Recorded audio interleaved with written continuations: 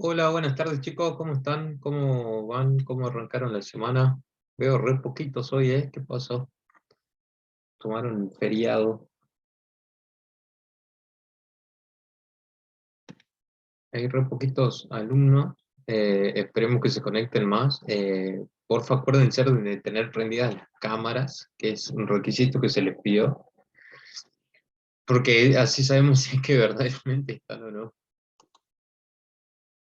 ¿Cómo estás, Marcelo? ¿Cómo le fue con el trabajo práctico, con el último, con el tercero de objetos? ¿Lo lograron terminar? ¿Quedó alguna duda por resolver?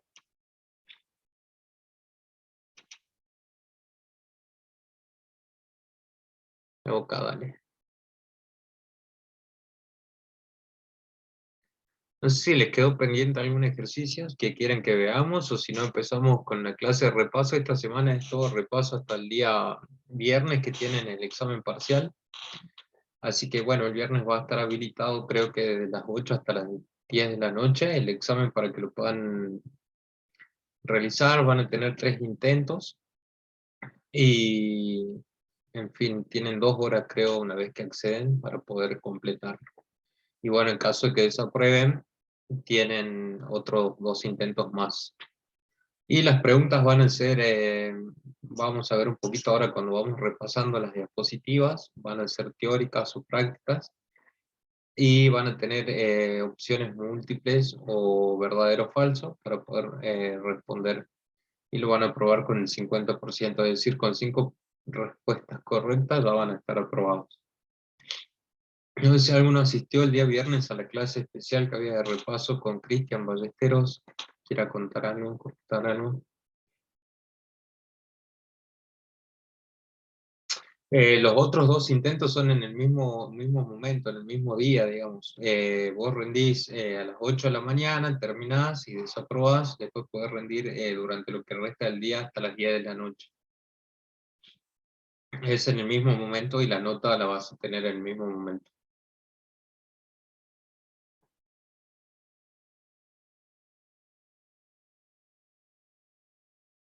Ok, con el día de hoy solo vamos a hacer repaso de todo lo que fue la unidad 1 y en lo que nos queda el día miércoles vamos a hacer el repaso de la unidad 2.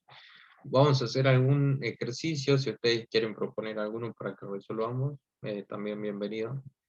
Yo preparé 2 ejercicios y después toda la teoría que la vamos a repasar. Arranquemos con eso, denme un toque, voy a compartir pantalla.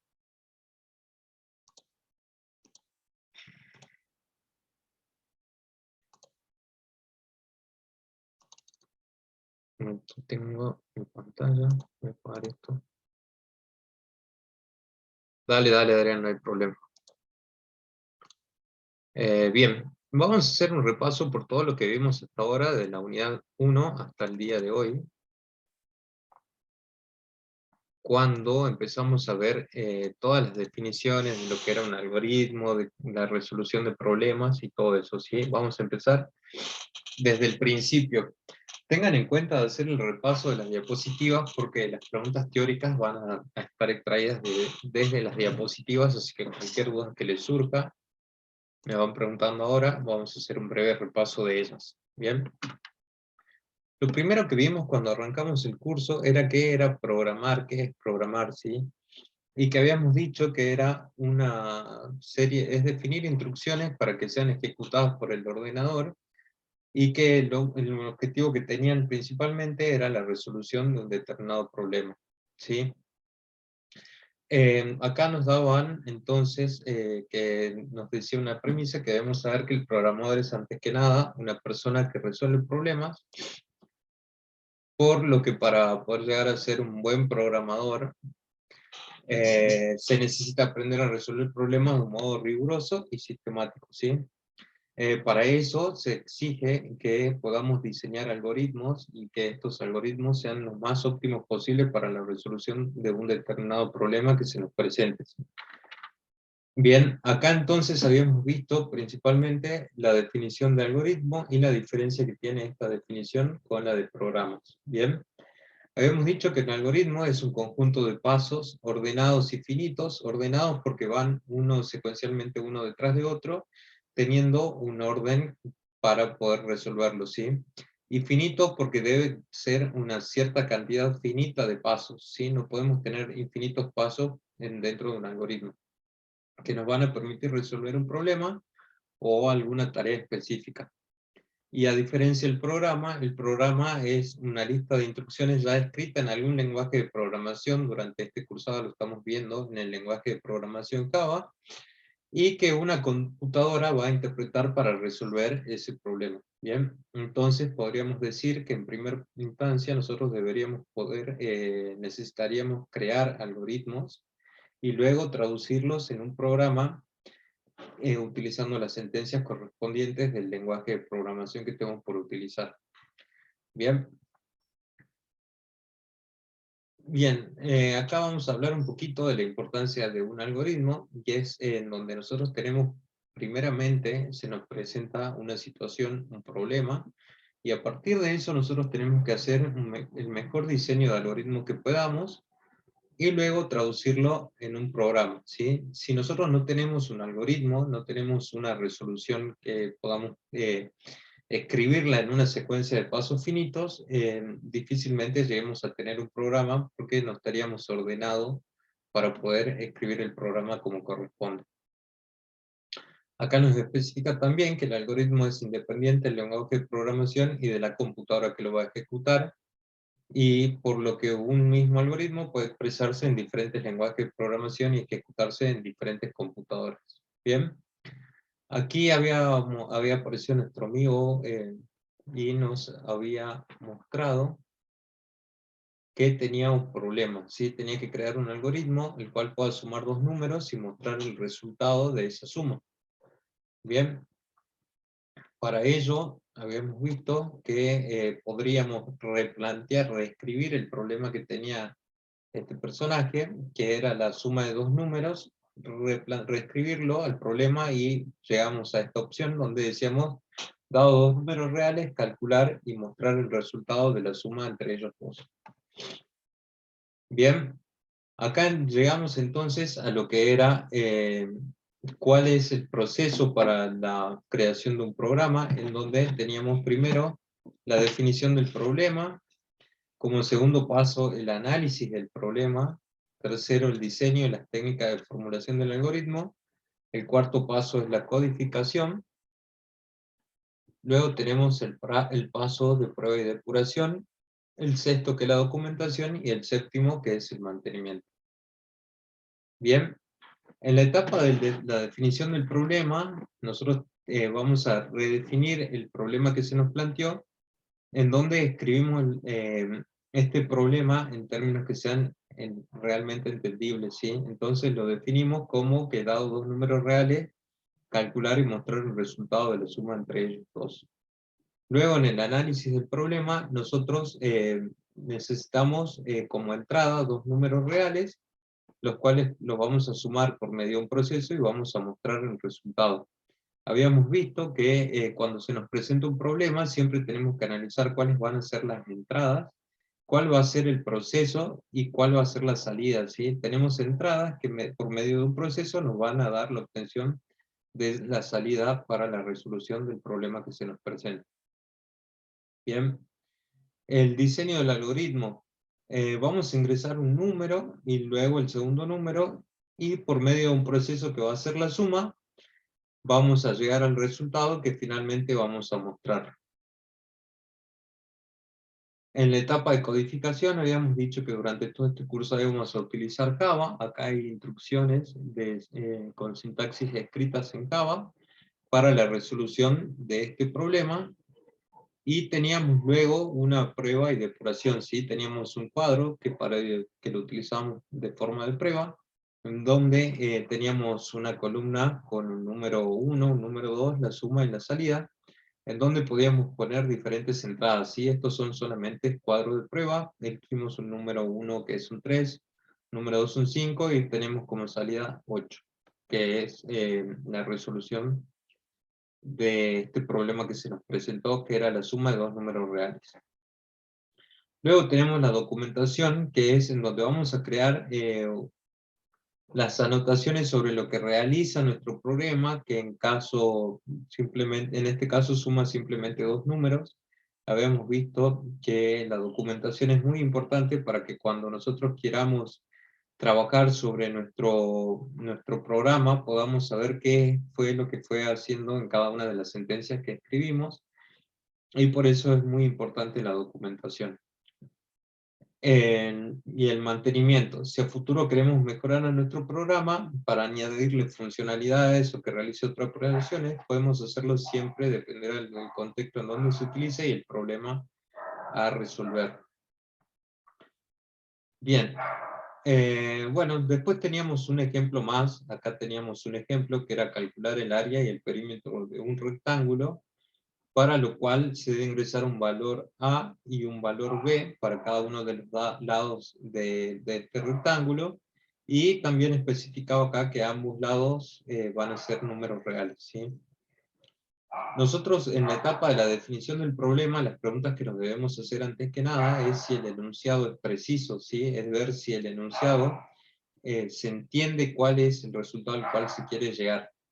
Y si también es posible, si es realizable, es decir, si es posible calcular el área y el perímetro de un rectángulo. En este caso, las dos respuestas son afirmativas porque el enunciado es preciso y sabemos obtener el área y el perímetro de un rectángulo, ¿sí? Pasamos luego a la etapa del análisis del problema, en donde debemos definir cuáles son los datos de entrada que tenemos y cuáles son las salidas que queremos que nos proporcionen como resultado la resolución de este ejercicio, ¿sí? Tenemos que pensar acá también si son suficientes o no las entradas que estamos considerando para obtener, poder resolver el problema. Y debemos conocer también cuáles son las fórmulas para la obtención del área y el perímetro, en este caso del rectángulo, que es lo que nos está pidiendo el ejemplo este. Debemos también saber si somos capaces de ejemplificar con números, dándole valores, para saber cuáles serían las salidas obtenidas a partir de los valores con los que nosotros ejemplifiquemos. Bien. Bien, tenemos acá entonces el rectángulo y tenemos cuáles son las fórmulas para el cálculo del perímetro, que es 2 veces el lado A por 2 veces el lado B, y el área, que es igual a la base por la altura, ¿sí?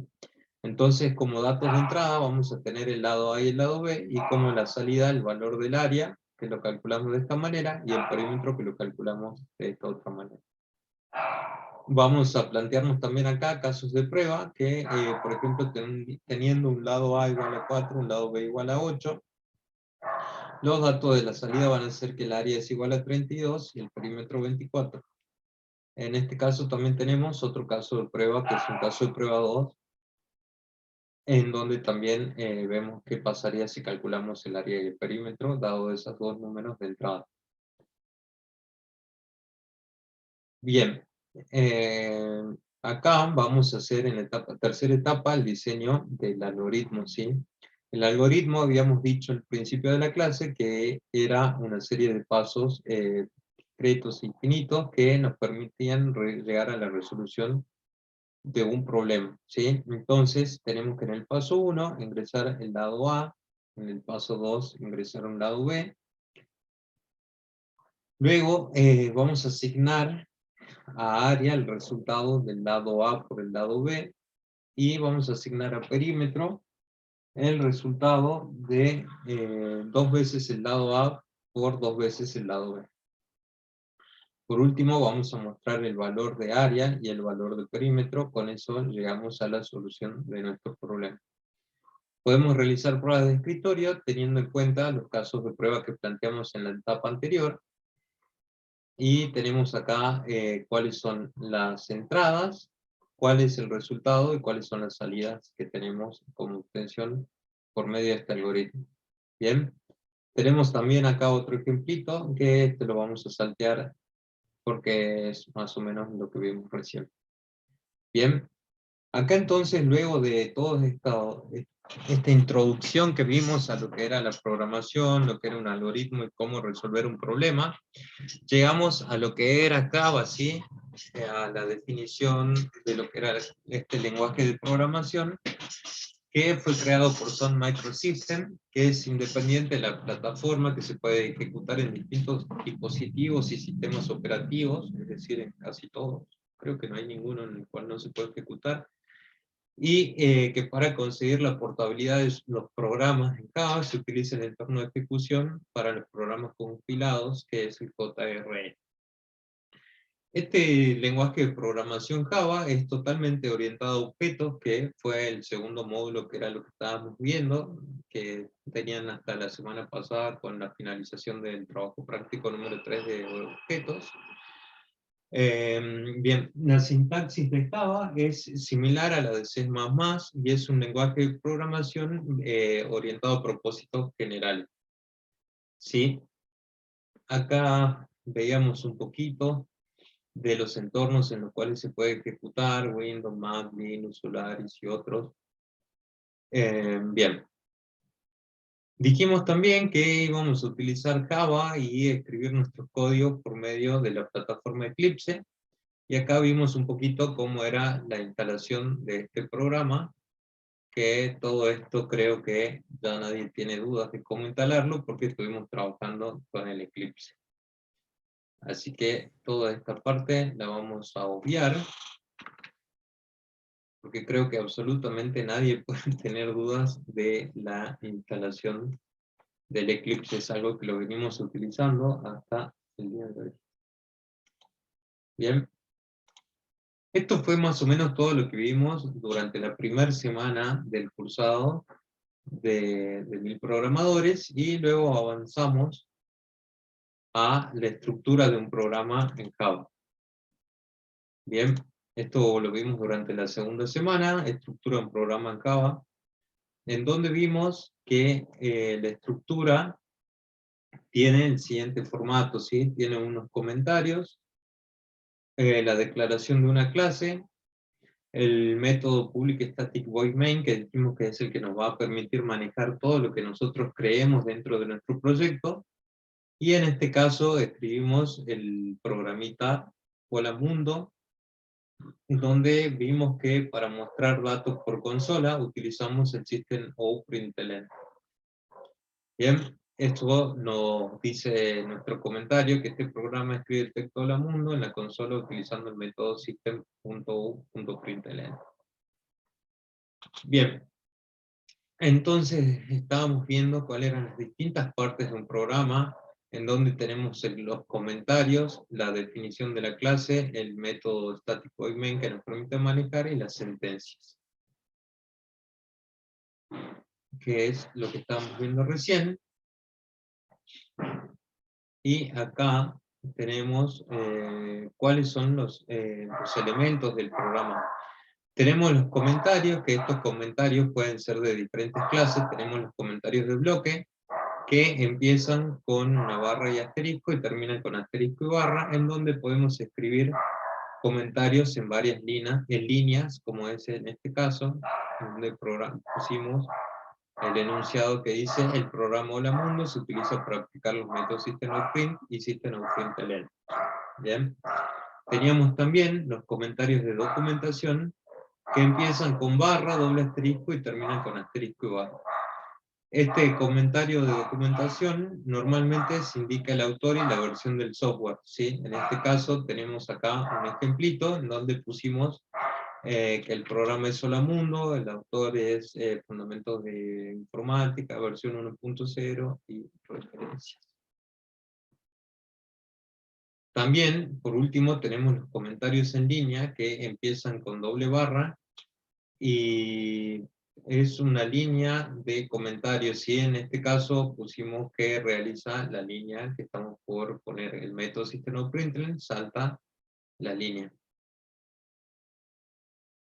Estos comentarios son convenientes usarlos, acá hace una aclaración, siempre y cuando valga la pena hacer una aclaración, ¿sí? Yo durante todo el cursado que vamos viendo hasta ahora, utilicé mucho los comentarios para indicar qué era lo que estaba realizando el programita en cada parte que íbamos haciendo, ¿sí? Cuando definíamos un nuevo método, yo se los comentaba para que sepan de qué método estábamos tratando, o cuando definíamos atributos y cada una de las partes de las clases, yo les utilizaba estos comentarios en línea para que a ustedes les quede información de qué era lo que estaba realizando cada una de las partes del programa que íbamos escribiendo. Llegamos a los identificadores, que son otras partes de los componentes de un programa escrito en Java, donde cada uno de nosotros va a tener la libertad de elegir el nombre de las variables, los métodos y los nombres de otros elementos del programa, como pueden ser las clases, y nosotros podemos elegirlo libremente, podemos ponerle cualquier nombre al que se nos ocurra. Lo único que sí hay que tener en cuenta es que los identificadores deben comenzar siempre con una letra, y seguida de letras y números, caracteres, pero no pueden empezar ni con un número ni con un carácter, ¿sí? Aquí vemos ejemplos de lo que no podemos hacer. No podemos escribir un número y luego una palabra, ni un carácter y luego una palabra. Sí o sí, nuestros identificadores válidos van a ser los que empiecen con una letra. Hay otra aclaración más que dice que Java es case sensitive, que esto quiere decir que distingue de mayúsculas y minúsculas, ¿sí? Entonces acá tenemos un ejemplo en donde tenemos número par con la P mayúscula y número par con la P minúscula, y Java en este caso, al ser un lenguaje de programación case sensitive, lo va a distinguir como si fueran dos identificadores distintos, por más que sea la misma palabra, pero tiene una mayúscula que es la que la diferencia de la otra. Existen normas básicas para los identificadores, y en donde vimos que los nombres de las variables y métodos empiezan siempre con minúscula, y si se trata de un nombre compuesto, la segunda palabra empieza con mayúscula, como tenemos acá estos ejemplos: el calcular sueldo, el método calcular sueldo, el método setNombre o el método getNombre. Esos son identificadores válidos y son buenas prácticas para la programación en Java, de iniciar si son palabras compuestas, cada una de las palabras con mayúscula.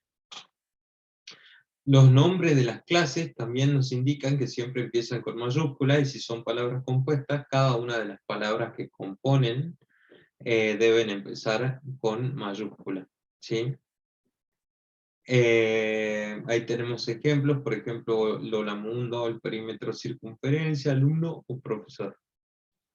Bien, los nombres de constantes se escriben con mayúscula, y para nombres compuestos se utiliza el guión bajo, ¿sí? Pero relativa a la seguridad, porque Lula dice que no le está prestando demasiada atención. Hoy en Colombia, Gustavo Petro, candidato de la izquierda, primero en todas las encuestas, canceló parte de su gira presidencial por temor a que lo maten.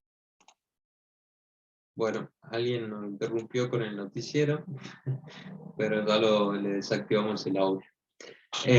Después teníamos las palabras reservadas, que todo el lenguaje de programación tiene ciertas palabras que tienen un significado especial, y estas palabras son reservadas y no pueden ser utilizadas como nombre de identificadores. Acá teníamos una tablita con palabras que son reservadas de Java y que no pueden ser utilizadas para identificar una variable o una clase, como tenemos por ejemplo abstract, assert, boolean, break, for, if. Tenemos una serie de palabras que no podemos utilizarlas para definirlas como identificadores de variables o clases o métodos. Bien, esto tienen que tener en cuenta también. Después teníamos variables y valores, ¿sí? Un programa en Java utiliza variables para almacenar valores, realizar cálculos, modificar los valores almacenados, mostrarlos por consola, almacenarlos en disco o enviarlos por red, o entre otras, muchas otras tareas que pueden tener las variables. Una variable va a almacenar un único valor y debe llevar asociado en Java un tipo de dato de qué es lo que va a guardar, ¿sí? Nosotros habíamos visto los diferentes tipos de datos que eran, por ejemplo, int, string, double. Bien, y acá teníamos la sentencia para definir una variable asignándole un tipo y un identificador. ¿Sí? Tenemos que poner primeramente el tipo de dato que va a guardar nuestra variable y el identificador, que es el nombre que habíamos dicho que podemos elegir el que queramos, siempre y cuando empiece con una letra y no empiece ni con un número ni con un carácter. Esta podría ser una pregunta, por ejemplo, del parcial, que le pongan un int y, por ejemplo, un número y una palabra y digan si es realmente correcto ese tipo de identificador y un verdadero o falso. Algo así podrían ser las preguntas del examen, así que ténganlo en cuenta a lo que vamos hablando ahora durante la clase de repaso. Adicionalmente también acá nos indica que podemos asignarle un valor a la variable a la hora de la definición de la misma, ¿sí? Es decir, podemos poner el tipo de datos, el identificador o el nombre que le vamos a dar a nuestra variable y asignarle a continuación un valor, ¿sí? Como es en este ejemplo que tenemos una variable de tipo int a la cual llamamos contador y le estamos asignando el valor 10.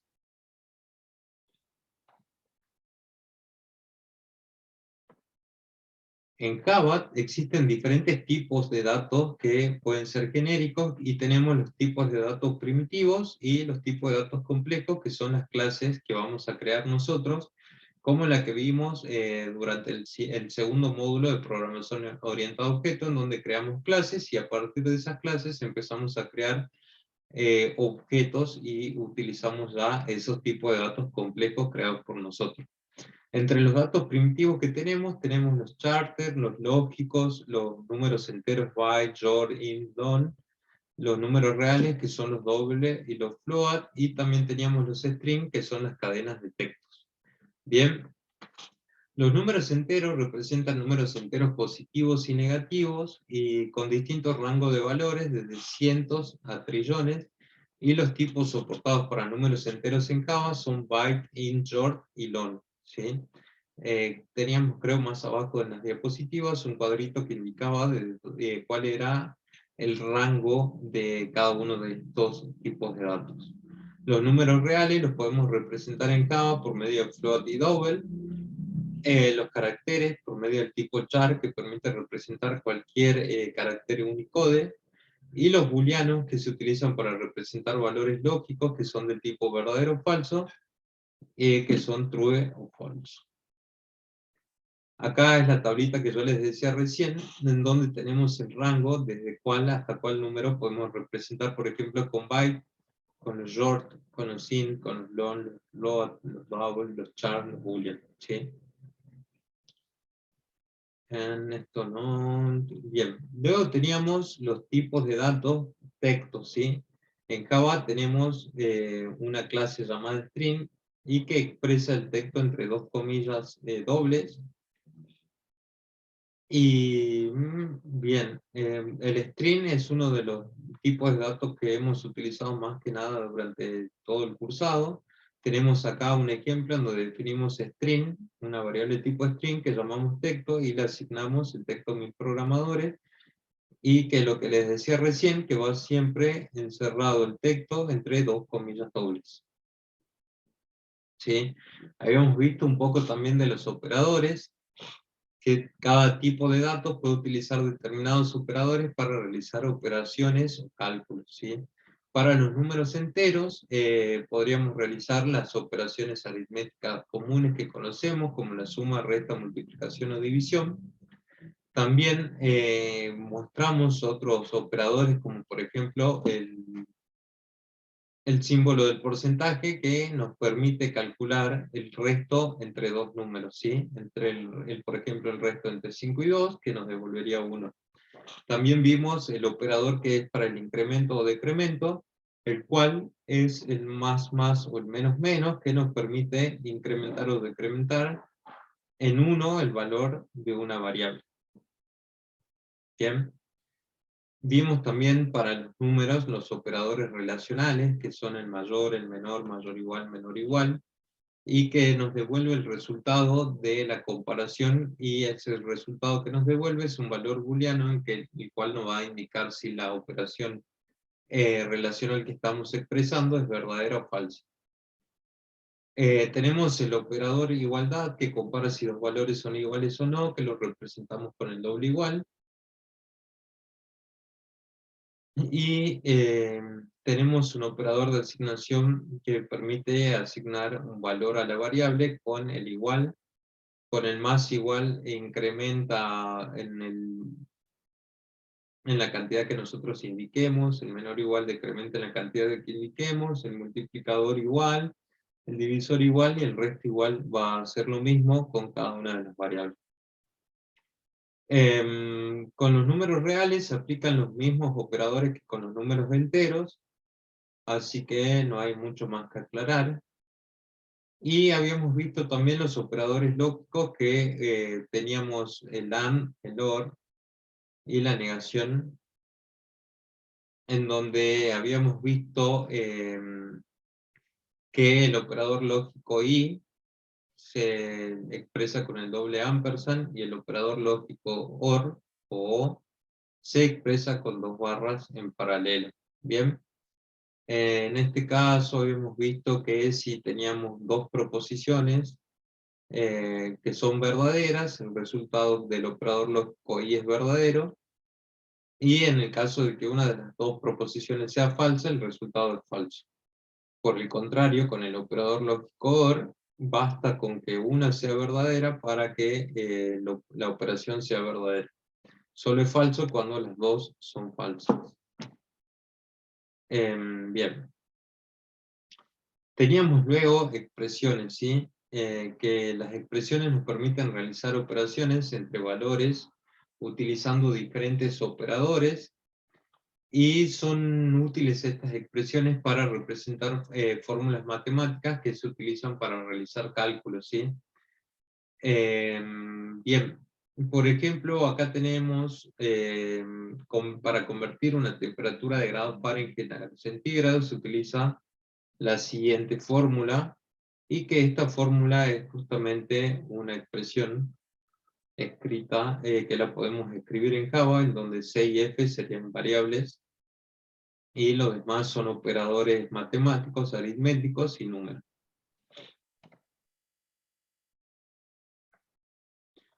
Habíamos visto también la prioridad de los operadores dentro de las expresiones que nosotros definimos, y en donde el orden depende de la prioridad de los operadores. Primero se ejecutan los operadores unarios, después los multiplicativos de izquierda a derecha, y después los operadores aditivos, como es en el caso de los ejercicios combinados que aprendíamos en el colegio secundario. Primero se iban resolviendo los productos, las divisiones, y luego las sumas y las restas. Al igual que si nosotros encerramos entre paréntesis ciertas partes de nuestra expresión, también se van a resolver primero lo que tengamos dentro del paréntesis y después para afuera. Bien, después teníamos las expresiones aritmético-lógicas, que es la comparación de valores, si son mayor, igual, menor, menor, igual, y que teníamos este ejemplo en donde esta expresión aritmético-lógica nos va a devolver un verdadero o falso, en donde acá nos estamos expresando que 10 menos 2, que es igual a 8, es mayor que 5 menos 3, y esta expresión es verdadera, por lo tanto nos devolvería un true.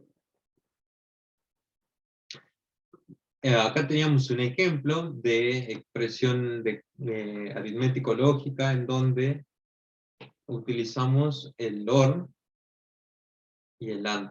¿Bien? Se evalúa en el siguiente orden. Primero se evalúan las expresiones aritméticas y se obtiene la expresión lógica, que resolviendo todo esto que tenemos acá, llegamos que 8 es menor que 10, o 3 mayor que 8, y 7 mayor que 4. A continuación, la prioridad lo tienen los operadores relacionales y se obtiene true.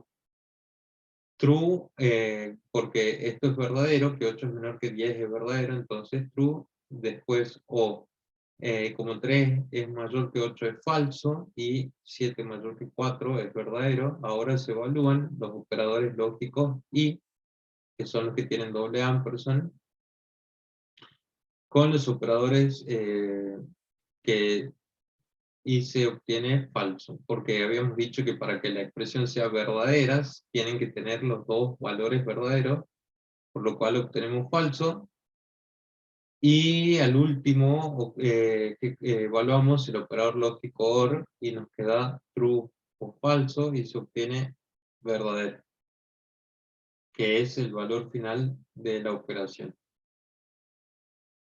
Esto no, bien. Hasta ahí habíamos llegado en esta etapa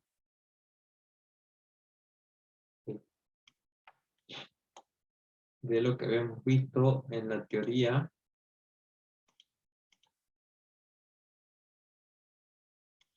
Con esto, y habíamos llegado a cadenas, operadores aritméticos con asignación, sentencias if, expresiones asignadas, bucles y sentencias while.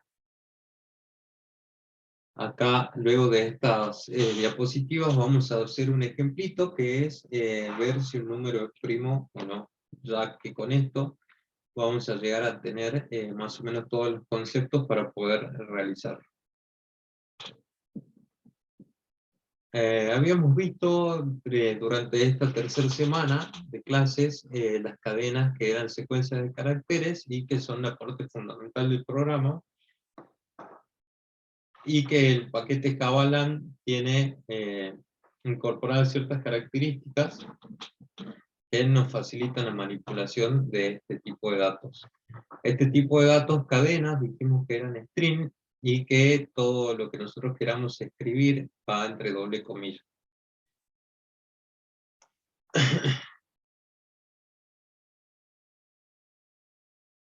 Después acá teníamos un poco más de los operadores aritméticos, los operadores relacionales y los operadores lógicos. Acá una buena pregunta que le podrían hacer también dentro del examen es darle dos proposiciones verdadera o falsa, o algo como lo que vimos recién de una operación, y devolver cuál es la respuesta final, ¿sí? Así que también sepan bien cómo funcionan estos operadores lógicos, el AND y el OR, para que si se presenta algún ejercicio así, no les genere confusión. Bien, tenemos acá el concepto de sentencias, que es la unidad ejecutable más pequeña del programa, y que un programa se compone de un conjunto de sentencias cuya combinación acaban resolviendo el problema que se nos presenta. Por ejemplo, tenemos las sentencias de declaración, en donde nosotros declaramos las diferentes variables que vamos a utilizar en nuestro programa. Tenemos acá un ejemplo de una variable de tipo entera, la cual llamamos valor. Tenemos también sentencias de asignación, que es una sentencia que nos permite almacenar un valor, asignar un valor a una variable, y es decir que se va a ligar ese valor que nosotros queremos al identificador de la variable. Bien, tenemos acá unos ejemplos en donde definimos una variable de tipo entera que llamamos valor y le asignamos el número 2, o una variable valor 2 que ya estaría definida con el tipo de datos de arriba, y que le asignamos en un determinado momento un valor que es el 3. Sentencias de incremento o decremento, que es lo que veíamos recién, que es un operador que nos permite incrementar en 1 el valor de una variable, o decrementarlo, como vemos acá en cada uno de los dos casos. Sentencias de control, que permiten alterar el flujo de ejecución para tomar decisiones o repetirse sentencias, que eran las sentencias del tipo condicionales, que son las if, en donde nos permite tomar decisión para ejecutar un bloque de sentencias, y si no, ejecutar otro bloque de sentencias. Bien, habíamos visto que la sintaxis para definir estos tipos de sentencia es utilizando la palabra reservada if.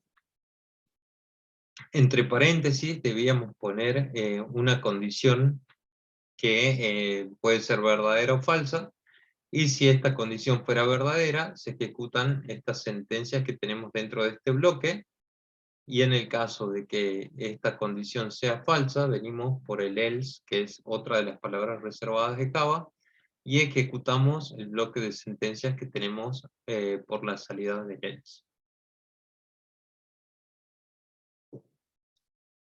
Tenemos también los bucles que nos van a permitir ejecutar un bloque de sentencias tantas veces como querramos o tantas veces como se cumpla una determinada condición.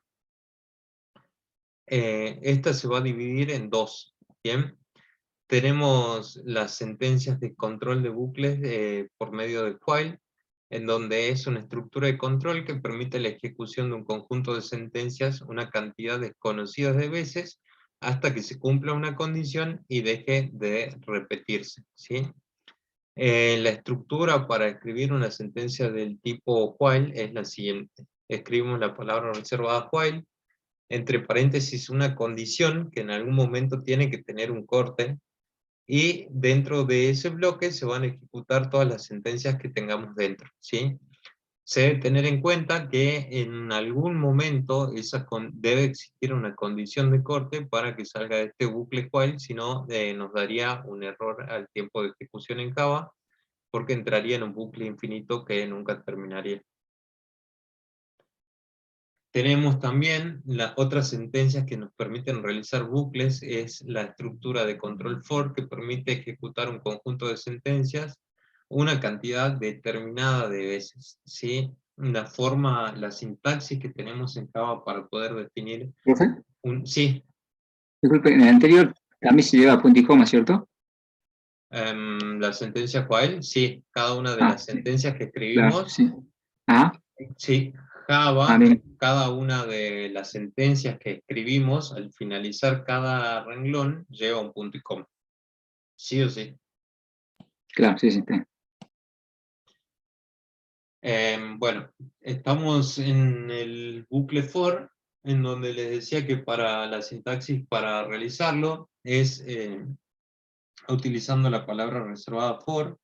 Entre paréntesis definimos un inicializador, al cual llamamos iterador, que tiene un inicio, una condición y un paso, ¿sí? Generalmente, como vimos siempre, definíamos un número entero llamado i, el i es por iterador, la condición era siempre, la mayoría de las veces, que sea menor o igual a un cierto número, y el paso era incrementado, ¿sí? Siempre lo incrementamos de uno en uno. Y dentro de ese bloque escribimos las sentencias que necesitábamos que se ejecuten, ¿sí? Es más o menos lo que vemos hasta ahí. Ahora yo dentro de nuestro Eclipse, ahí les comparto el Eclipse para que hagamos la resolución de un ejercicio y lo veamos más desde Java, ¿bien? Yo lo primero que voy a hacer es crear un nuevo proyecto, así vemos cómo era la creación de eso. Íbamos a File, a New y Java Project. Acá nosotros podíamos crear un nuevo proyecto. Yo le voy a poner este proyecto repaso y lo vamos a utilizar durante la clase de hoy y la próxima clase. Creo que solamente era esto. Sí, que nos genere todo. Y teníamos acá una clase, un proyecto al cual yo ya me repaso, y dentro de este nosotros ya vamos a poder crear todas las clases que necesitemos. Yo voy a borrar todas las que tengo acá.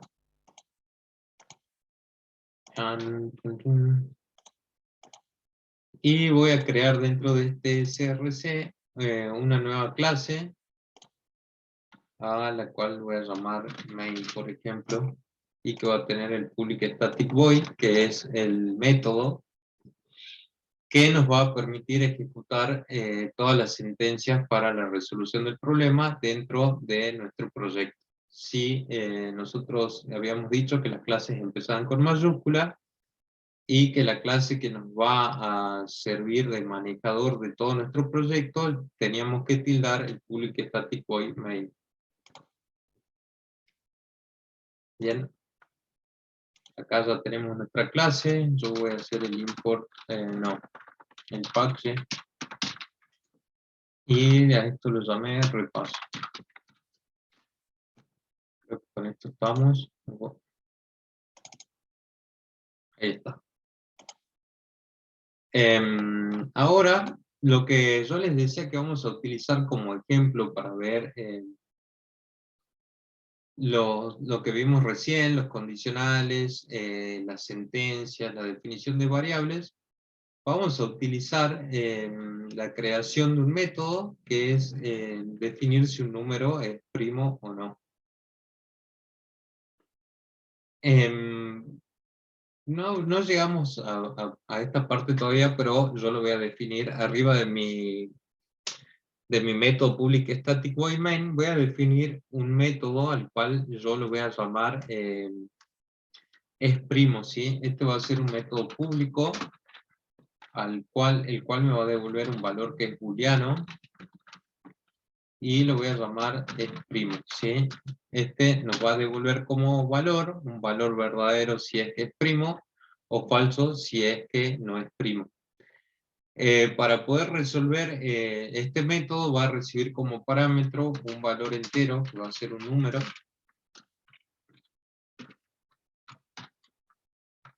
Va a ser un número. Esto nos... nos falta que agreguemos el retorno, lo que nos va a retornar. Yo acá lo primero que voy a hacer dentro de este método es definir una variable, ¿sí? Habíamos visto hasta ahora que para la definición de la variable teníamos que escribir el tipo de datos que va a ser el nombre de nuestra variable, que yo en este caso le voy a poner contador, y yo le voy a asignar un valor que va a ser igual a 2. Al final de cada línea, como les decía, siempre va un punto y coma.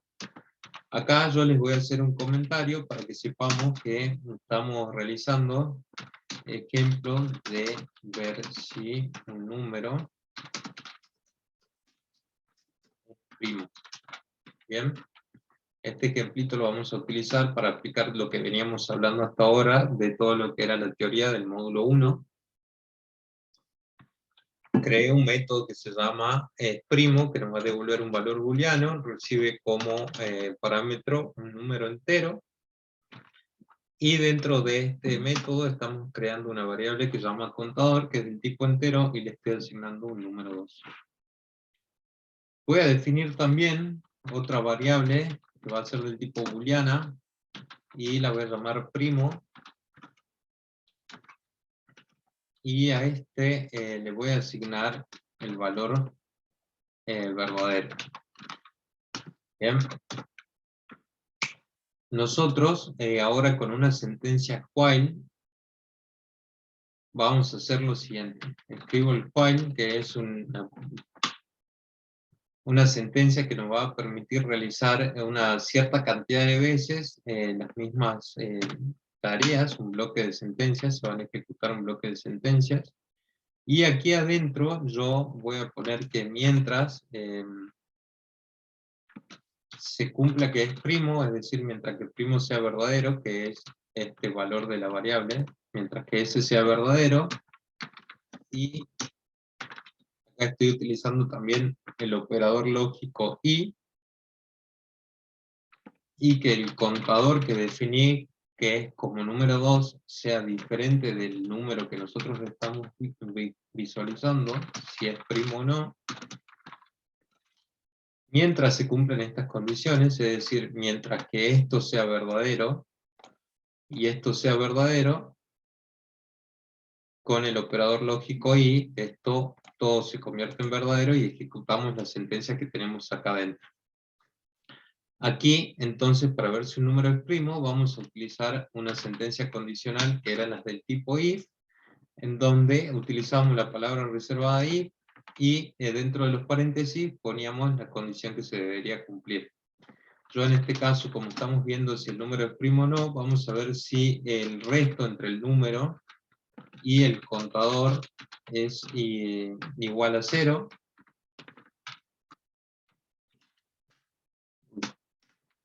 Es igual a 0.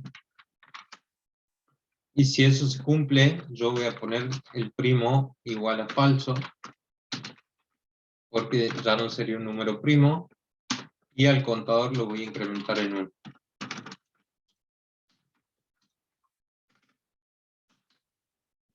Bien, esto es más o menos todo lo que vimos, una asignación, un condicional if, que mientras que esto sea verdadero se van a ejecutar las sentencias que tenemos dentro. El operador de incremento sobre una variable que es contador que empezó valiendo 2, y en este caso si lo aumentamos va a valer 3. Y por último, lo que va a hacer nuestro método es retornar el valor de este primo, ¿sí? Es retornar el valor booleano. Acá vamos a poner un return primo. Si es que es verdadero o si es que es falso. Dentro de nuestro método static void main es que nosotros entonces podemos definir ya una variable, que esta variable tiene que ser de un número entero, y podemos llamar al método y que nos devuelva si es verdadero o falso o no, si nuestro número que estamos escribiendo es primo o no. Bien. Entonces vamos a definir un número entero, lo vamos a llamar número. Yo lo voy a poner igual a 10, no se me ocurre otro. Y acá voy a mostrar por pantalla con un system.out.println el resultado de llamar al método primo, y le voy a pasar por parámetro el número que definí como variable.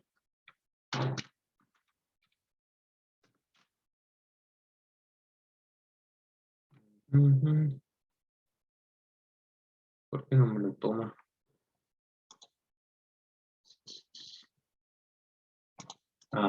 Lo tienen que definir como estático. Bien. Ahí entonces, si yo ejecuto este programa, cuando el número vale 10, nos devuelve el resultado. Si es primo, nos devuelve que es falso, porque el 10 no es un número primo. Pero por ejemplo, si yo lo probara con 5, 5 es primo.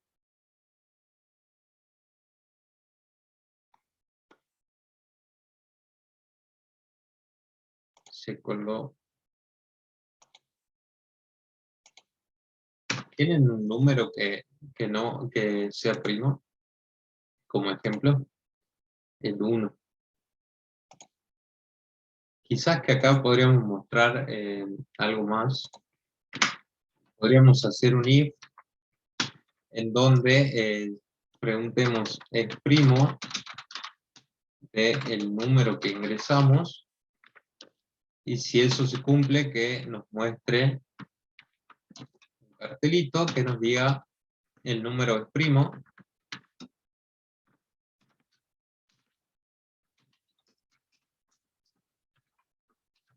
Y por el else, si es que es falso el resultado de este método, que nos muestre que el número no es primo.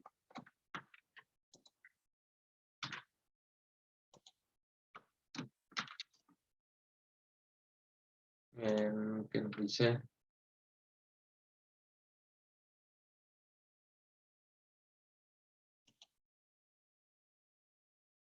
El contador inicializa en 2 porque los números primos son divisibles por el mismo número y por 1. Si tiene algún otro divisor, ya deja de ser primo. ¿Sí? Por eso es que ese contador inicializa en 2.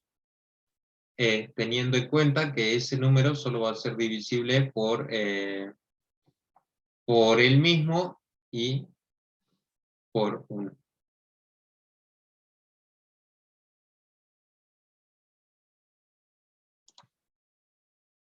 Bien.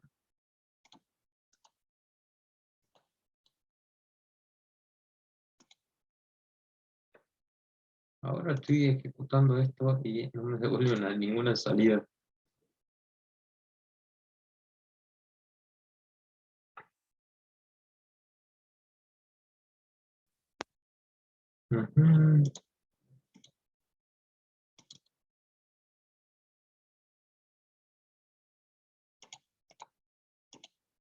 Bien, si quieren, este era un ejercicio de trabajo práctico, si quieren se los puedo compartir. Y bueno, si no lo tienen como ejemplo, era simplemente para mostrar los bucles condicionales if, un bucle while que es ¿Yo podría compartirlo? los comparto, dale, ahí se los Porque yo lo hice de comparto. otra manera, digamos. No lo hice así. Bueno, lo hiciste igual que esto, a ver cómo lo hiciste vos. Bueno, igual de todas maneras es No, un ejercicio de TP. Creo claro, que no es tan relevante que le veamos la otra vuelta. Era simplemente para que veamos claro. cómo funcionan los condicionales, el while, la definición de variables, los diferentes tipos de datos que tenemos, como int, boolean, ¿sí? Es eso, y pendiente a comentarles cómo puede ser una pregunta del examen. Es posible que se les dé bloques de código como este, y en donde ustedes tengan algo así como un proceso, un método, y ustedes tengan que definir cuál va a ser la salida del 2. ¿Bien?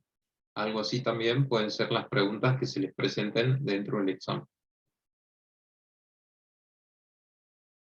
Ok, bien. Bueno, chicos, vamos a hacer un breve break y cuando volvamos vamos a entrar a la parte de listas y de array list, que fue lo último que vimos del módulo 1. Y vamos a ver un ejemplito y con eso ya vamos a tener más o menos finalizada la unidad 1, que es una de las partes que va a ingresar dentro del examen del día viernes. Así que hagamos un pequeño break y nos vemos Profe, en 5 disculpe, minutos. Dale, ¿qué ¿ya, necesitan? ya puse el código o todavía no? Ahí lo compartí al código, ¿no? Ah, de asistencia, digo, de asistencia. Ah, no, todavía no. Ya que Ah, bien. volvamos del break, ahora lo Ah, listo, consigo y ya se lo comparto cuando volvamos del break. Los veo listo, en gracias. 5, 9 y 5 lo veo. Ok.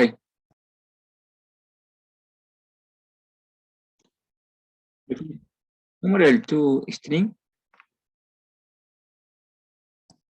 El toString te retorna justamente lo que tenés dentro de la lista, y por ejemplo, si nosotros llamamos al método toString, nos mostraría por pantalla los elementos que tenemos en la lista así entre corchetes. ¿Sí? Nos retorna un string representativo de la lista, que es lo que decíamos, en donde nos devuelve cuáles son los elementos que tenemos dentro de la lista entre corchetes, así como lo vemos ahí. Después ustedes, si quieren, pruébenlo en el Eclipse y van a ver cómo funciona. Ah, listo, Tienen gracias. una cantidad, un montón de métodos dentro de esta clase que es ArrayList. Pero toString nos devuelve un string con los elementos que tenemos en la lista, ¿sí? Entre corchetes en este caso. Bien, también habíamos visto los ArrayList bidimensionales, que eran los que nos permitían representar matrices, ¿sí? Las matrices, para utilizar este tipo de datos bidimensionales, utilizábamos el tipo de datos, un corchete para las filas, unos corchetes para las columnas y el identificador, que es el nombre que le vamos a poner a nuestra matriz. Acá tenemos un ejemplito donde tenemos el nombre de la matriz igual a new, el tipo de datos, el tamaño de las filas y el tamaño de las columnas. Tenemos acá un ejemplo en donde definimos una matriz de números double que va a tener 5 filas y 5 columnas, que es lo que tenemos representado en este cuadrito, en donde creamos nuestra matriz y el valor predeterminado, cuando no le asignamos ningún valor, es siempre el 0.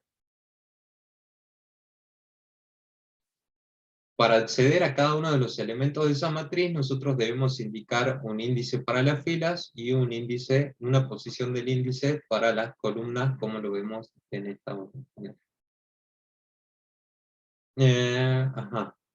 Acá era muy importante y creo que se prestó mucha confusión, o es donde aprendimos a utilizar bien los ciclos for, que para poder recorrer nuestras matrices utilizamos los ciclos for y lo podíamos recorrer por filas y por columnas. Definíamos nuestros iteradores. Acá tenemos, por ejemplo, una matriz de 50 filas y 100 columnas, algo gigante, y para recorrerla utilizábamos los ciclos iterativos for, donde definíamos un iterador i, donde el i era el iterador para las filas, que inicializado en 0 tiene que ser menor que 50, que es el rango que le dimos, y va a ir incrementando de 1 en 1, y para las columnas definíamos otro iterador j, que empezaba en 0, tenía que ser menor que 100 porque es la cantidad límite de columnas que tenemos, y también incrementa de 1 en 1, y podíamos ir, por ejemplo, mostrando lo que teníamos en la posición 0, 0, 0, 1, 0, 2, y así hasta 50 y hasta 100.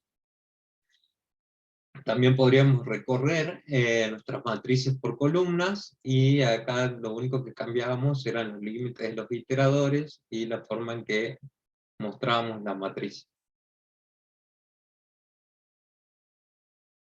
Llegamos a las partes de los métodos, ¿sí? Donde hablábamos que un método es un bloque de código que contiene una serie de instrucciones y que se ejecutan al momento en que lo llamamos, ¿sí? Especificando el nombre y los argumentos que recibe como entrada para poder ser utilizado, que son necesarios, ¿sí?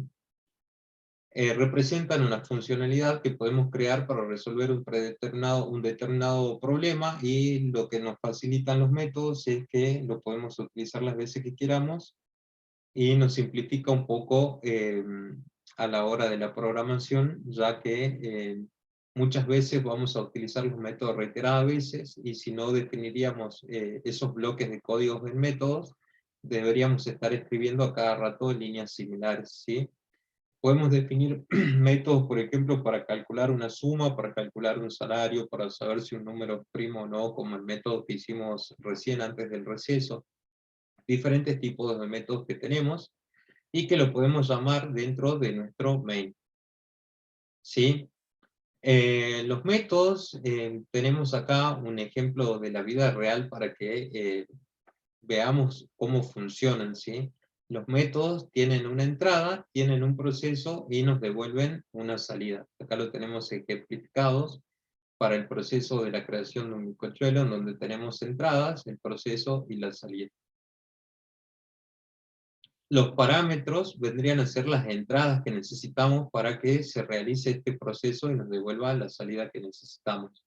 Cada uno de estos parámetros tiene asociado un tipo de dato que tenemos que definirlo también a la hora de la definición del método. Aquí habíamos visto también que teníamos dos tipos de métodos. Teníamos los métodos que nos retornaban un valor, que utilizan la palabra reservada return, en donde tenemos entrada a un proceso y una salida que la debemos retornar. Y los tipos de métodos void, que utilizan la palabra reservada void, que tienen una entrada a un proceso y no retornan ningún tipo de salida. Acá vemos unos ejemplos. Por ejemplo, el public static void double nos va a devolver un valor de tipo double, lo llamamos a este método suma, en donde va a recibir dos valores A y B. Acá vemos que definimos cada uno de los tipos de datos de los parámetros que estamos recibiendo como entrada. El proceso sería el resultado de la suma de A más B, y como este método es un método que nos devuelve una salida de tipo double, nos retorna con la palabra reservada return el resultado de la suma de A más B.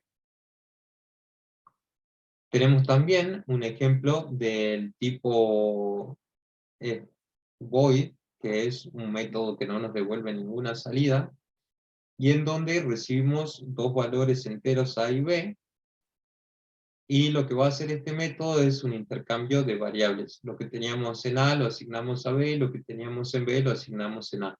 Para eso nos ayudamos de una variable del tipo entero auxiliar, y la salida, no, como este método es del tipo void, no tiene ninguna salida, pero sí podemos mostrar por pantalla, por ejemplo, el valor de A y de B, por medio del system.out.println.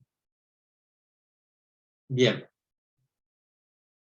Los métodos que retornan un valor los podemos almacenar dentro de otra variable, como por ejemplo acá tenemos, definimos una variable del tipo double, S, y le asignamos el valor que nos devuelva el método suma de X e Y. ¿Sí? Es decir, a S le podemos asignar el valor que nos retorna este método, que es suma de X e Y, que en este caso X vale 3 e Y vale 8, entonces el resultado de ese sería 8. ¿Bien?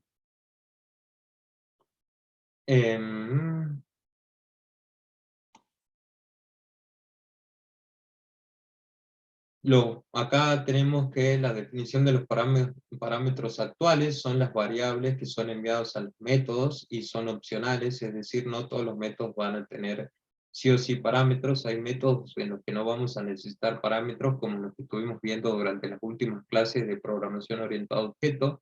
Por ejemplo, el método constructor, teníamos un constructor vacío en el cual no enviamos ningún parámetro. No necesariamente todos los métodos tienen parámetros de entrada.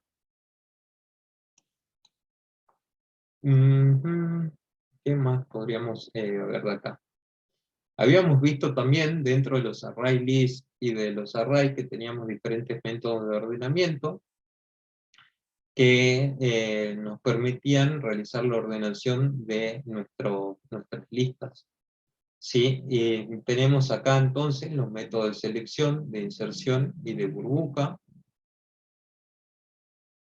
Estos métodos de ordenamiento, ustedes pueden repasar qué eran lo que hacía cada uno.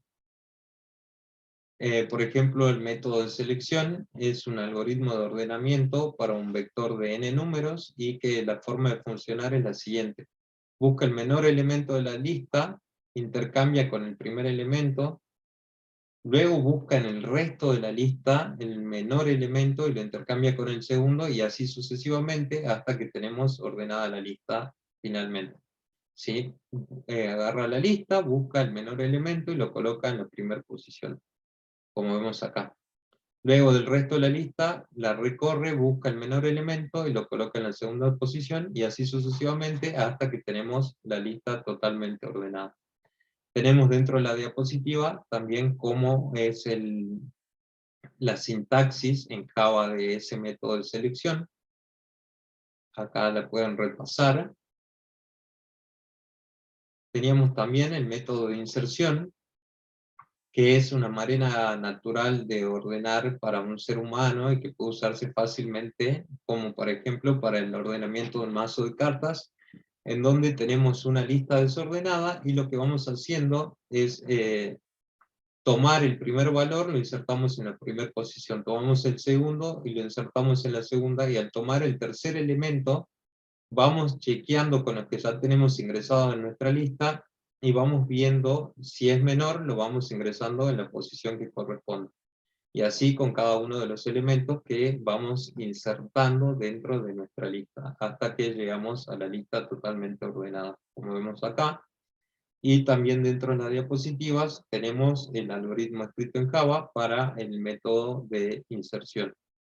Por último, teníamos el método de la burbuja, que es el algoritmo más sencillo de funcionamiento, de ordenamiento, que funciona revisando cada elemento de la lista, que va a ser ordenada con el siguiente, intercambiando la posición si están en orden equivocado. Es necesario revisar varias veces la lista hasta que no se necesiten más intercambios, ¿sí?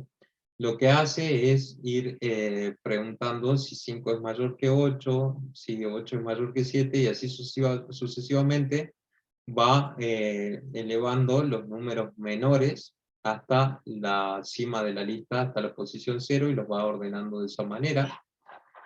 Para el método de la burbuja también tenemos dentro de las diapositivas en la sintaxis escrita en Java. Habíamos visto también los métodos de búsqueda, que vimos la búsqueda secuencial, que utiliza un ciclo para recorrer todo el vector hasta encontrar el elemento buscado, que sería lo más común, es recorrer la lista desde 0 hasta que se finalice, buscando el elemento que deseemos buscar. ¿Bien? Es bastante sencillo, recorremos con el ciclo for toda nuestra lista y vamos preguntando si lo que tenemos en la posición de la lista es igual al dato que estamos buscando, y si lo encontramos retornamos verdadero, y hacemos un break para que nos siga iterando por toda la lista. Por último, habíamos visto el método de búsqueda binaria, que simplifica un poco el método de búsqueda secuencial que utiliza muchas repeticiones del ciclo for, ya que este método lo que hace es tener dada una lista ordenada. Sí o sí, para utilizar la búsqueda binaria tenemos que tener nuestro array ya ordenado, y lo que hace es dividir en dos nuestra lista y ver en cuál de los dos subconjuntos está el elemento que estamos buscando. Supongamos que estamos buscando el elemento 2 y nos paramos, cortamos nuestra lista en dos subconjuntos, nos paramos en el elemento 8 y preguntamos si 2 es menor que 8. Como 2 es menor que 8, tomamos este subconjunto. Ahí volvemos a dividir la lista, nos paramos en la posición 4, preguntamos si 2 es menor que 4, entonces tomamos el siguiente subconjunto y ya estamos en el 2. Y como 2 es igual a 2, nos devolvería la posición del índice 0. En el caso de que no encuentre el elemento dentro de la lista, nos retorna -1, que es lo que está indicando acá con la sintaxis de la resolución de la búsqueda binaria en Java. Bien. Eso fue todo lo que vimos durante el módulo 1. Ahora vamos a hacer un ejemplito en donde vamos a tener un vector y vamos a realizar una búsqueda sobre el mismo, ¿sí? Yo voy a borrar todo esto, que es lo que vimos recién de los números primos. Ya no lo vamos a utilizar. No sé cómo está funcionando. Vale. Ahí está. Sí, acá está la asistencia, el código de asistencia. Ahí les va de nuevo por si alguien no llegó a copiar. Ahí lo tienen.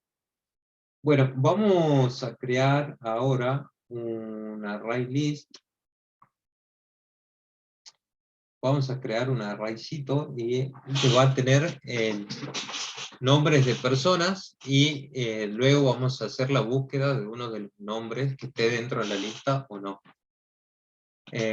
Para eso yo voy a hacer uso de la clase scanner. ¿Se acuerda que para el ingreso de datos por consola utilizábamos scanner? Y que para eso era necesario importar java.util.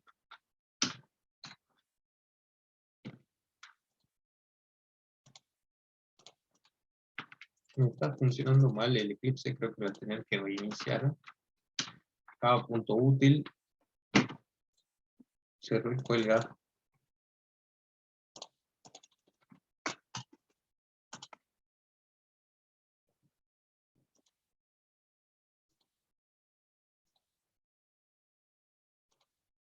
Voy a reiniciar el Eclipse porque no me estaba funcionando bien.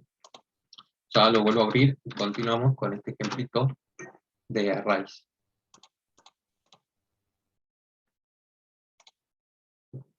Mientras tanto, cuéntenme si tienen alguna duda, cómo se ven para el examen. ¿Están listos? ¿Estuvieron repasando un poco durante el fin de semana?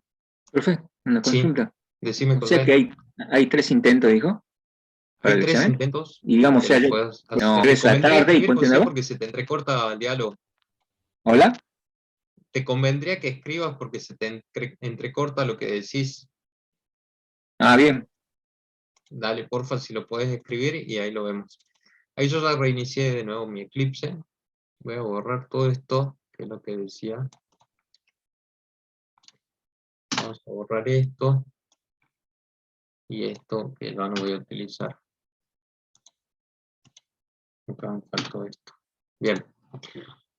Lo que vamos a hacer es utilizar la clase scanner, que la habíamos visto para poder hacer el ingreso por consola. Para eso había que importar Java útil, si recuerdan. A ver qué es lo que nos preguntaba Gabriel. El cuestionario estará disponible el 6 de mayo de 8 a 23. Una vez que el alumno inicie el cuestionario, dispone de 120 minutos, es decir, 2 horas para completarlo, y va a contar con 3 intentos para realizarlo. Efectivamente, si vos ingresás a las 8 y lo terminás a las 9 y no llegás a aprobar, lo podés realizar de nuevo en ese mismo momento que te enterás que no aprobaste, o lo podés realizar a las 2 de la tarde, a las 3, a la hora que vos quieras, dentro de ese rango de 8 a 23. Vas a tener esos intentos en ese rango horario. Lo que sí les recomiendo es que no ingresen a las 10 de la noche a realizar el examen, porque saben que cuentan con 2 horas, y si se cumplen las 23 horas, van a llegar hasta donde lleguen. O sea, sí o sí, arranquen antes de las 9, como último intento. Si esa era la pregunta tuya, José, es esa la respuesta. Bueno, voy a definir acá entonces un elemento de la clase Scanner, que yo le voy a llamar nombre. Bien. Y esto habíamos dicho que era un new scanner y system.in. Esto era simplemente para que nosotros podamos ingresar datos por consola, ¿sí? Recuerdan que esto también lo habíamos visto. Entonces, yo acá lo que voy a crear es una lista de string que van a contener nombres de personas. Para definir un array, habíamos dicho que definimos el tipo de datos, le poníamos los corchetes y un nombre identificador, que en este caso yo le voy a poner que se llame lista, y voy a decir que es un new string, y voy a decir que tiene 3 elementos. Ustedes, si quieren, podrían agregarles más como para ver cómo funciona, pero simplemente esto es para hacer algo chiquito y que lo podamos finalizar y mostrar ahora durante la clase. Este va a ser una lista de 3 elementos que van a ser del tipo string, ¿sí? Es decir, van a ser palabras, y acá le estoy indicando que va a tener 3 elementos. Yo voy a crear también una variable del tipo string, a la cual voy a llamar nom, y a la cual le voy a asignar lo que nosotros ingresemos por consola. Para hacer el recorrido de una lista dijimos que utilizamos el ciclo for, ¿bien? Entonces yo voy a utilizar un for, defino un iterador de tipo entero, que lo voy a definir con i. Sí, recién pasamos el código, ahí si algún compañero te lo puede copiar, mientras yo sigo. Este iterador va a comenzar en 0. Este iterador tiene que ser menor que la longitud de nuestra lista, y que habíamos visto que para eso podemos utilizar lista.len, que nos da la longitud de nuestra lista, y que este iterador va a incrementar de 1 en 1. Bien. En cada una de las iteraciones, lo que nosotros vamos a pedir es que ingresen un nombre, ¿sí?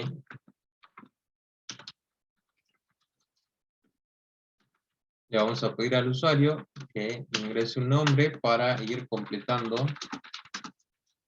la lista que hemos definido, que va a ser de string. Bien. Ahí en cada una de las iteraciones vamos a ir ingresando un nombre, y luego de que lo ingresemos a ese nombre, lo tenemos que asignar a nuestra lista.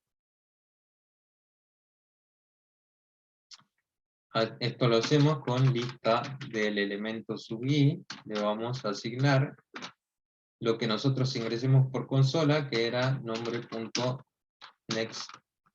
Next es para el ingreso de string, next int era por si es que habíamos definido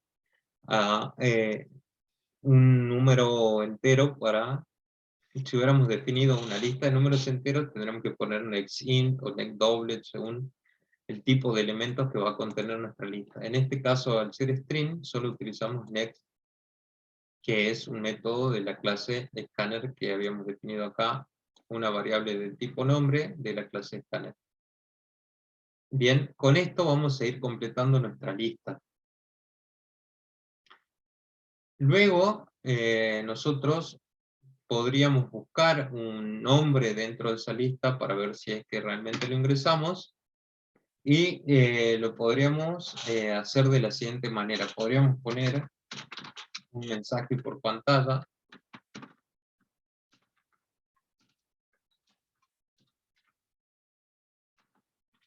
Ingrese nombre a buscar.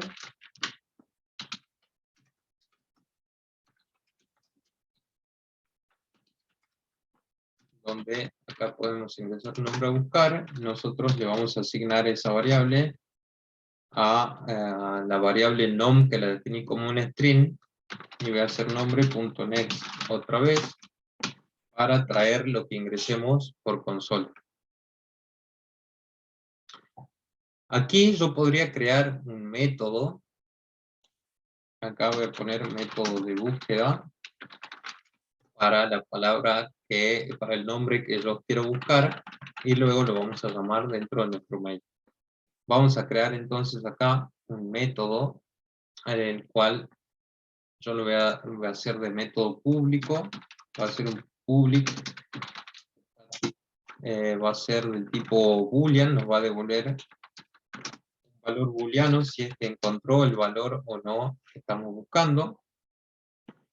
Voy a llamar simplemente este método buscar y va a recibir como parámetro un nombre de tipo string y una lista de string, ¿sí? De esta manera estamos definiendo cuáles son los parámetros que recibe este método que estamos definiendo. Bien. Este método nos va a retornar un valor verdadero o falso, y para eso yo voy a recorrer la lista. Si encuentro el elemento dentro de la lista, nos devuelve verdadero, y si no lo encuentra nos va a retornar falso.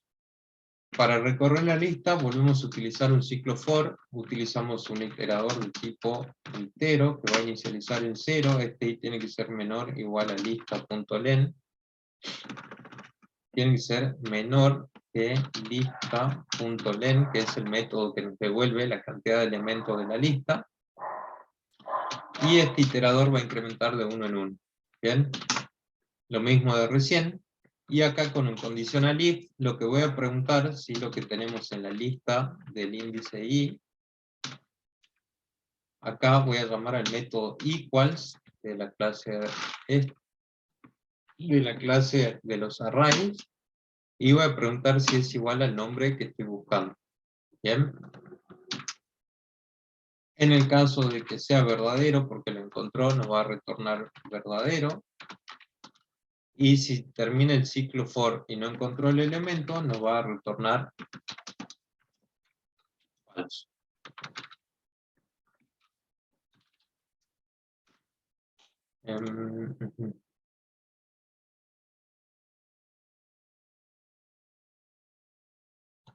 Con next, yo tomo lo que estoy ingresando acá por pantalla. En este caso, el ciclo for, en cada iteración yo voy a ir ingresando una palabra dentro de la lista, ¿sí? En la posición que le estamos indicando. ¿A eso te referís, Javier? No, profe, yo me refería si el nombre quiero poner Juan Pérez. Escribo eso, toda esa línea Juan Pérez se Sí, guarda o sí. solamente Juan nomás. No, la guardaría toda la lista entera. O sea, Juan espacio Pérez lo tomaría como vale. Gracias, profesor. No, no te lo separaría. Bien, una vez que ya tenemos definido este método buscar, nosotros lo podríamos llamar acá, y en donde vamos a llamar, haciendo un ciclo if, vamos a hacer un conditional if, y en donde si llamamos al método buscar de la palabra nom, y le paso la lista que definimos como parámetro, y si esto es verdadero, entonces que nos muestre un cartel que se encontró el valor. Se encontró el nombre buscado. Este ejercicio creo que estaba también dentro de un práctico, no recuerdo. Se encontró el nombre buscado, y por el ciclo, por el lado del else, si no, que nos muestre un cartel que no se encontró el nombre buscado.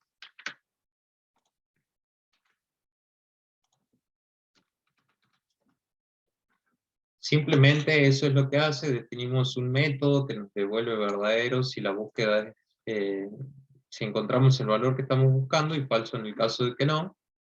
Definimos acá una lista de string, a la cual la estamos llenando dentro de este ciclo for, utilizando para ello la clase scanner, que nos permite ingresar datos por consola. Luego lo llamamos al método buscar que definimos anteriormente, fuera de nuestro main, y si eso nos da verdadero, nos devuelve que se encontró el nombre, y si no, no se encontró el nombre buscado. Lo vamos a correr, nos pide que ingresemos un nombre, yo voy a ingresar mi nombre, voy a ingresar otra vez mi nombre, y otra vez un nombre. Y ahora voy a ingresar un nombre a buscar, que por ejemplo, no sé, pongamos María, y no se encontró el nombre buscado, ¿sí? O sea, esto está funcionando bien. Yo ahora les voy a compartir todo este código, así ustedes lo tienen, lo analizan, podrían agregarle más elementos a la lista, no hay problema con eso. Prueben también creando array list, prueben los métodos comunes de array list, que eran el remove, el add con un valor y un índice. Sí, ¿qué quería preguntar? ¿Alguien preguntaba algo? Bien. ¿Equals? ¿O Equals. equals? Equals. Acá hay ¿Equals? ¿Cómo era el tema ese? es un método de la clase de los arrays, ¿sí? Así como en los array list tenemos el método add, tenemos dentro de los array comunes un método equals que nos compara lo que tenemos en este elemento con un valor que nosotros le demos de parámetro. ¿Sí? ¿Se entiende? Para compararle. Claro, compara lo que tenemos en lista del índice i con lo que le estamos pasando por Bien. parámetro. Listo, gracias. Sí, simplemente hace eso. Ahí les compartí el código de este ejercicio por pantalla, por el chat. Así que bueno, chicos, con esto creo que hicimos un breve repaso del módulo 1. Creo que les quedaría a ustedes un poco releer las diapositivas, practicar un poco con los trabajos prácticos. El examen va a ser similar a lo que estamos viendo ahora, que se les dé una serie de código, un código, y ustedes tengan que decir cuál es la salida de ese código. Así que practiquen mucho con los prácticos, que va a ir por ahí, y lean las diapositivas, que con eso van a andar de 10. Recuerden que solo tienen que cumplimentar el 50% para poder aprobar, así que creo que les va a ir bastante bien, y van a tener 3 intentos el día viernes, así que creo que van a estar de 10. No sé si les quedó alguna duda del módulo 1 para que reveamos, o si ya estamos, lo cortamos acá, díganme ustedes. Ya el día miércoles vamos a hacer un repaso del módulo 2, y vamos a trabajar sobre eso, y con eso ya estaríamos listos para el examen del día viernes. ¿Les quedó alguna duda, chicos? ¿Algo que quieran preguntar antes de que terminemos y cerremos la clase de hoy? ¿Profe? Sí. En vez digamos, del length, ¿podría ser size? Sí, sí. No, porque el size es utilizado para los array list. Este no es un array list, es un array común. Bien, bien. No es un método que tienen los arrays, por eso es len. También podría ser eso una pregunta, si dado una lista y le ponen size, ustedes deberían decir que está incorrecto, porque no es un método de un array. El size es de los array list. Bien, chicos, si no hay más dudas, por mi parte los veo el día miércoles. Vamos a hacer el día miércoles un repaso del módulo 2. Vamos a hacer algún ejercicio, alguno de los más complicados que haya visto yo dentro de los trabajos prácticos, algo que esté bastante completo para que veamos todo. Y con eso ya podrían rendir el día viernes. Así que bueno, suerte, chicos, estudien mucho, repasen las diapositivas, que son muy importantes. Las preguntas van a salir de ahí, de las clases. Así que bueno, nos vemos el día miércoles. Suerte y estudien mucho. Y profe, muchas gracias. Hasta luego. Chao, chao.